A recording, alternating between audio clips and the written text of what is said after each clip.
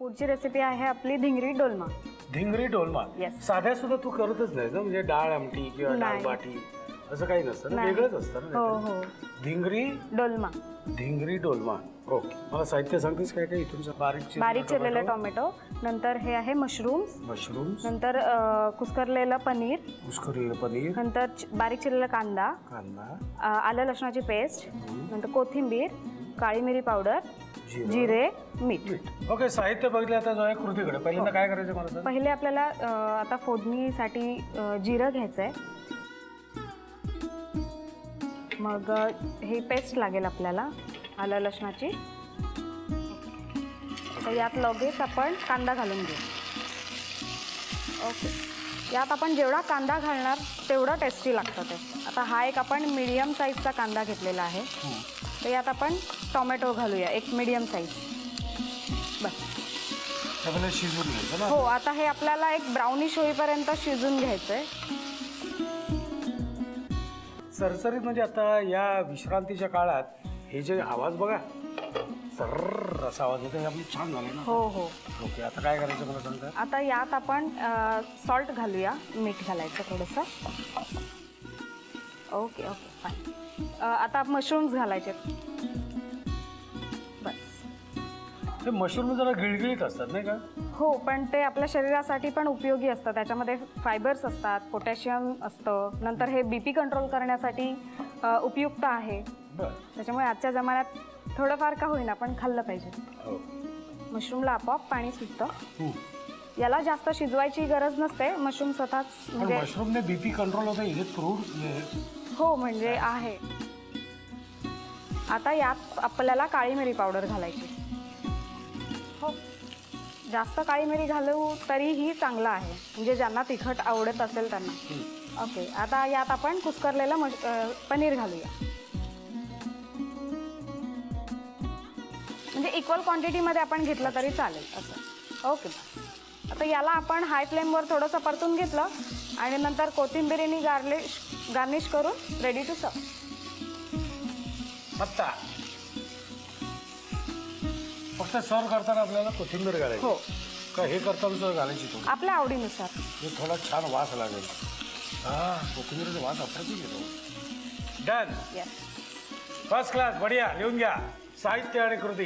डिंगरी डोलमासाठी लागणारं साहित्य: बारीक चिरलेला टोमॅटो, मशरूमचे काप, बारीक चिरलेला कांदा, आलं लसूण पेस्ट, बारीक चिरलेली कोथिंबीर, काळी मिरी पूड, जिरं, मीठ आणि कुस्करलेलं पनीर. कृती: प्रथम फ्राईंग पॅन मध्ये तेल गरम करून त्यामध्ये जिरं, आलं लसूण पेस्ट, कांदा आणि बारीक चिरलेला टोमॅटो घालून एक वाफ काढावी. वाफ काढल्यानंतर त्यामध्ये मीठ आणि मशरूमचे काप, काळी मिरी पूड, कुस्करलेलं पनीर आणि बारीक चिरलेली कोथिंबीर घालून नीट परतून डिश सर्व्ह करावी.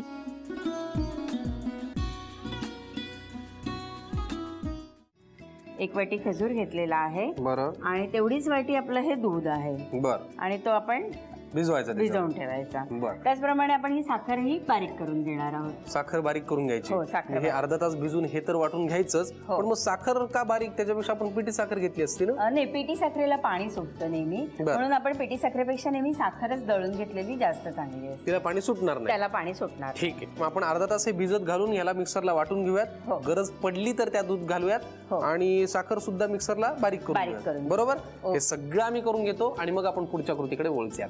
खजुराचा केक करण्यासाठी आपण अर्धा तास खजूर दुधात भिजत घातले, त्याचं व्यवस्थित वाटण तयार केलं आणि साखर सुद्धा बारीक करून घेतली. आता काय करायचं अस्मिता आता मॅडम? आपण या बाउल मध्ये पहिल्यांदा बटर मिक्स करणार आहोत. अच्छा, मग घेऊयात का चमचा? किती लागणार आहे?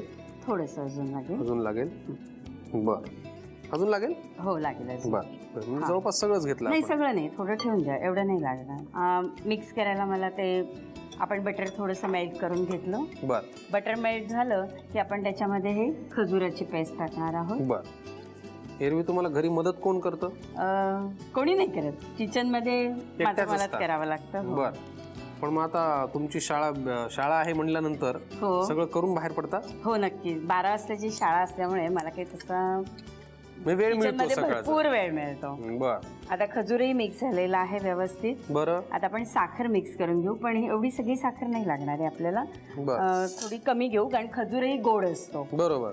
त्यामुळे आपण अति गोड हे नको हा व्हायला. अति गोड व्हायला नको म्हणून आपण थोडी साखर कमी घेऊ. कमी घेतली. बरं, मिक्स करता करता मला सांगा, प्रत्येक क्षेत्रात काम करताना आपल्याला काही अनुभव येतात. हो तुम्ही पूर्वी खडू आणि फळा असताना शिकवायचात, आता तुम्ही ऑनलाईन शिकवता. हो. किती वर्ष सर्व्हिस झाली तुमची? जवळजवळ 21 वर्ष सर्व्हिस झाली. 21 वर्ष. मग या 21 वर्षातली एखादी आठवण मला सांगता येईल का? अशी आठवण सांगते तुम्हाला की मी व्हर्च्युअल क्लासमध्ये येण्यापूर्वी ज्या शाळेत होती ती शाळा म्हणजे तिकडे सगळे रिमांड होमची मुलं होती. बरं. तर अशा मुलांना आमच्या शाळेमध्ये पाठवलं जात होतं आणि त्या मुलांची आई होण्यामध्ये खरंच एक मोठं त्यांना शिकवण्यामध्ये, त्यांना कारण शिकवणं. ऑलरेडी ते एका वेगळ्या बॅकग्राऊंड मधनं असतात, आणि वेगळ्या मानसिकतेमध्ये असतात. रिमांड होमची मुलं म्हटल्यानंतर बरीचशी बालगुन्हेगार होती.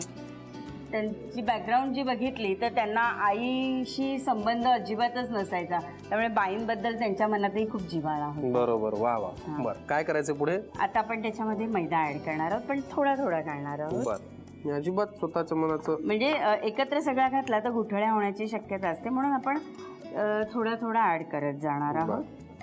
आपल्याला मैदा लागणार आहे अजून. ओके. आता आपण हे जरा थोडंसं घट्ट झालेलं आहे, त्यासाठी आपण हे मगाशीच दूध घेतलं होतं खजूर वाटताना, ते दूध आपण घालणार आहोत. बरं, ठीक आहे. आणि हे त्याचा सगळं थिकनेस त्याला व्यवस्थित यावा म्हणून. यायला हवा म्हणून. बरं, ठीक. आता हे व्यवस्थित आपण मिक्स करून घेतलेलं आहे.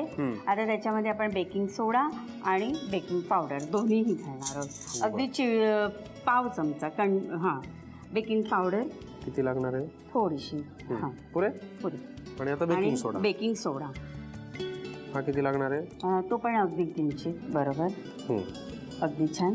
आणि आता आपण त्यामध्ये एक छानसा स्मेल येण्यासाठी इसेन्स घालणार आहोत. इसेन्स घालणार आहोत. हा, त्यामुळे एक रंगही छान येतो, केकला वासही छान येतो.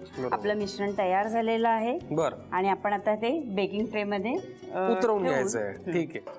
बेकिंग ट्रेला आपण ऑलरेडी ग्रीसिंग करून घेतलेला आहे. कशाने केलंय? बटरनेच केलेलं आहे. बटरने केलंय. आणि त्याला थोडासा मैदा आपण घेणार आहोत म्हणजे ते व्यवस्थित राहील. बरं. आपण हे मैदा इथे पसरवलेला आहे. आता हा पसरवलेला मैदा आपण चारी बाजूने लावून घेणार आहोत. बरं. आता हे सारण आपण मिश्रण जे केलेलं आहे हे मिश्रण ट्रे मध्ये ठेवणार आहोत. बरं.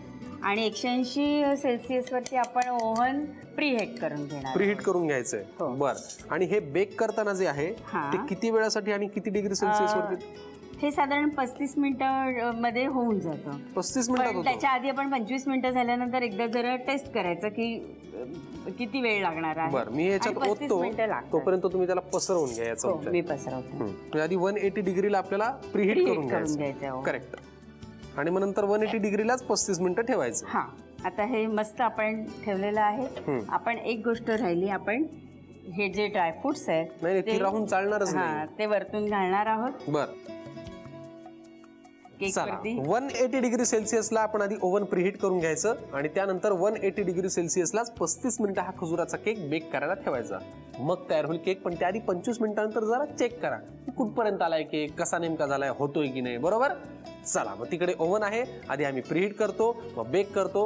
हे सगळं आम्ही करून घेतो. तोपर्यंत तुम्ही लिहून घ्या साहित्य आणि कृती. खजुराचा केक बनवण्यासाठी लागणारं साहित्य: मैदा, साखर, दूध, खजूर, बटर, काजू आणि बदामचे तुकडे, बेकिंग पावडर, व्हॅनिला इसेन्स आणि खाण्याचा सोडा. कृती: प्रथम एका बाउलमध्ये 1 वाटी खजूर घेऊन त्यामध्ये दूध घालून अर्धा तास भिजत ठेवावं. नंतर मिक्सर मध्ये दूध आणि खजूर एकत्रित वाटून घ्यावं. एका बाउलमध्ये बटर घेऊन ते फेटून त्यामध्ये खजुराची पेस्ट, पिठी साखर, मैदा, उकळलेलं दूध, बेकिंग पावडर, बेकिंग सोडा आणि व्हॅनिला इसेन्स घालून मिश्रण एकत्र करून घ्यावं. बेकिंग ट्रेला बटर लावून त्यामध्ये मैदा पसरवून त्यावर केकचं तयार मिश्रण पसरवून त्यावर ड्रायफ्रूट घालावेत. 180 डिग्रीला ओव्हन प्रीहीट करून घ्यावा. त्यानंतर 180 डिग्रीला 35 मिनिटं केक बेक करून घ्यावा आणि सर्व्ह करावा.